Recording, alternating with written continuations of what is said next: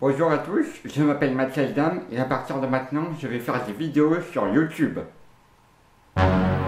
Débuter sur YouTube, c'est jamais facile parce que déjà la première vidéo que tu mets sur YouTube, en général, t'as une peur bleue, oui. Non mais vraiment, hein. Si j'avais appris que ma maison a été construite sur un cimetière maya et que des esprits malveillants viendraient me tuer en guise de représailles, je flipperais moins que le jour où j'ai posté ma première vidéo. Hein. Bah en fait, pour comprendre pourquoi, dis-toi que le public peut être vraiment cruel et peut procéder à une véritable mise à mort quand quelqu'un publie une vidéo moyennement réussie.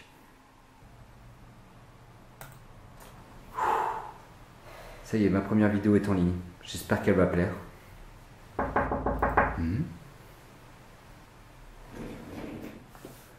C'est ouvert. Salut mec, je représente la communauté de YouTube et peut-être ton futur public. Je viens de voir que tu viens de mettre sur le net une nouvelle vidéo et j'ai un message à te délivrer. Bah très bien, allez-y, faites.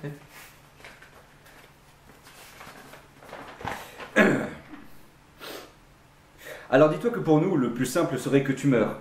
Tu ne sers à rien, tu t'es cru drôle alors qu'en fait tu es aussi drôle que la blague de Toto aux toilettes. Ton existence est pourrie et tu n'auras jamais la moindre utilité dans ce monde. Alors s'il te plaît, rends-nous service et va te pendre. Bon, après le youtubeur, il a deux réactions. Hein. Soit il...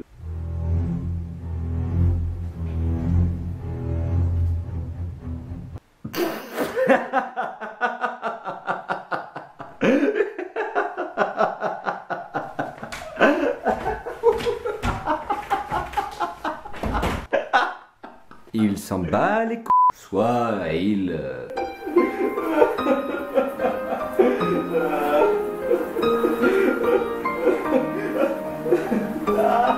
Bon, maintenant que la première étape est passée, il faut la deuxième étape.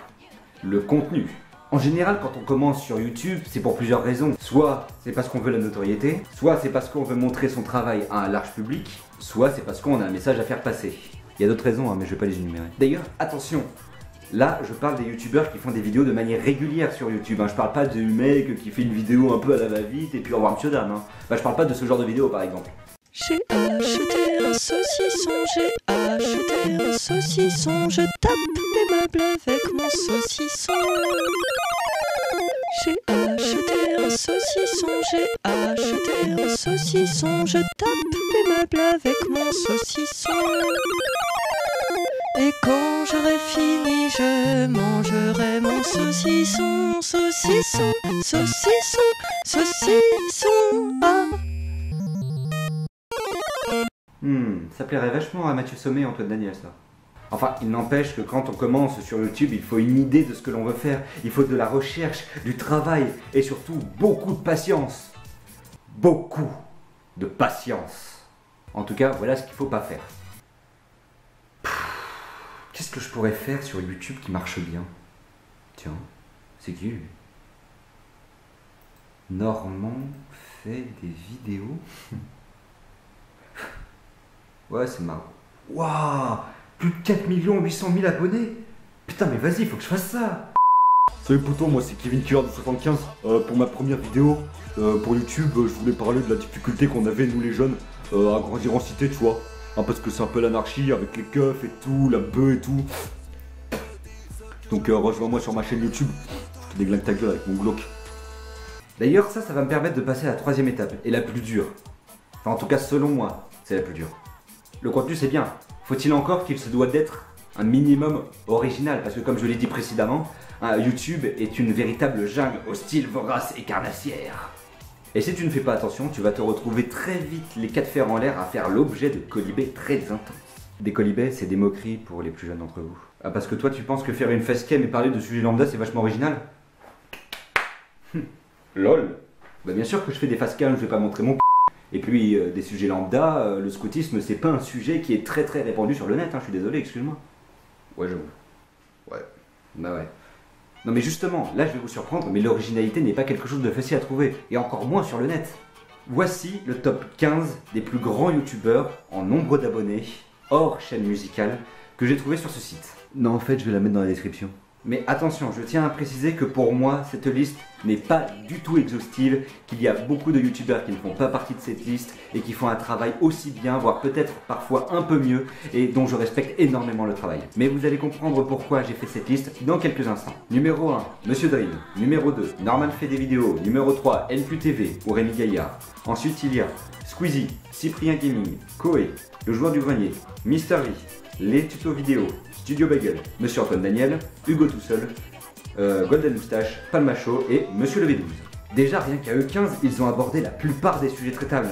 Ensuite, hors de ça, si on rajoute les youtubeurs qui ne sont pas dans le classement, les youtubeurs qui font du gaming, les youtubeurs qui font des tutos et les youtubeurs qui font des analyses, ça fait un sacré paquet de gens. Et là, le jeune qui se lance sur YouTube, il a deux possibilités.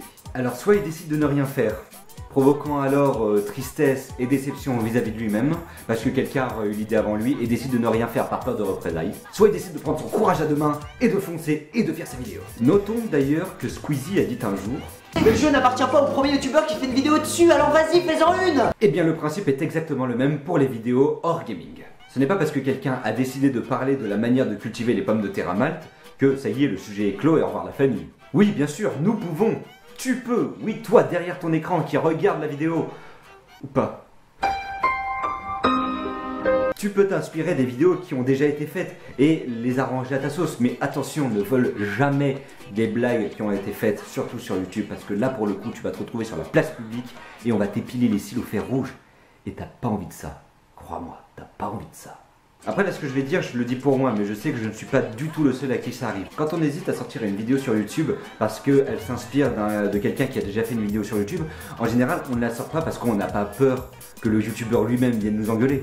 Non, on a peur de son public. Un public qui défend les idées des personnes qu'il suit. C'est beau. Qu'on ait 10 abonnés, 100 abonnés, 1000 abonnés, 10 000 abonnés, 100 000 abonnés, 1 million d'abonnés, je crois que je vais m'arrêter là. Eh bien, c'est ultra encourageant d'avoir quelqu'un qui nous suit et qui nous encourage pour ce qu'on fait. Mais ça peut être vachement dangereux pour les autres. Je vais vous mettre un extrait du 29 avec Antoine Daniel numéro 4 et j'espère que ça vous parlera plus que ce que je dis actuellement. J'ai discuté avec lui et en fait il a beaucoup aimé ma vidéo. Alors du coup je me suis dit pourquoi dans ce cas là tu la reportes. Et en fait c'est parce que certaines personnes, plutôt en grand nombre, sont allées sur sa chaîne et sur sa vidéo par la suite et sont venues l'insulter et même le menacer. Enfin, je veux dire, on menace pas une personne parce qu'elle a fait une chanson juste un peu nulle. Je veux dire, il a fait de mal à personne, c'est pas si méchant que ça. Donc s'il vous plaît, les gens dont je parle dans mes vidéos, n'allez pas les insulter, les menacer encore moins. J'ai trouvé intéressant le fait de faire cette vidéo parce que je suis un youtubeur qui passe par là, je suis un débutant, je suis passé par ces 3 étapes et pour l'instant je n'ai pas encore été victime de ces commentaires plus ou moins hardcore. Ça va peut-être arriver.